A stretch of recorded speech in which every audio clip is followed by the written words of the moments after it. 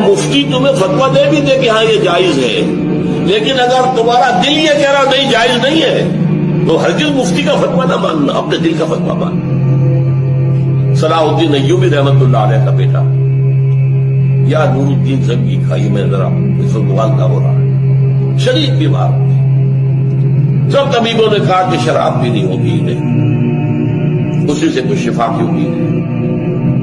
ان کے سامنے کہا گیا یہ تو حرام ہے۔ حنفی فتوی مفتی کا فتویٰ لا کے رکھ دیا گیا، جان بچانے کے لیے جائز ہے، چلے ہو سکتا ہے دوسرے جو ہے ان کے نزدیک جائز نہ ہو۔ چاروں فقہ جو تھی حنفی، مالکی، شافعی، حنبلی، سب کے مفتیوں کے فتوے لا کر رکھ دیے، دیکھیے سب کہہ رہے ہیں جائز، چاروں کو بلا لیا۔ مجھے یہ بتاؤ کہ کیا اللہ تعالی مجھے شفا دینے پر قادر نہیں ہے بغیر شراب کے؟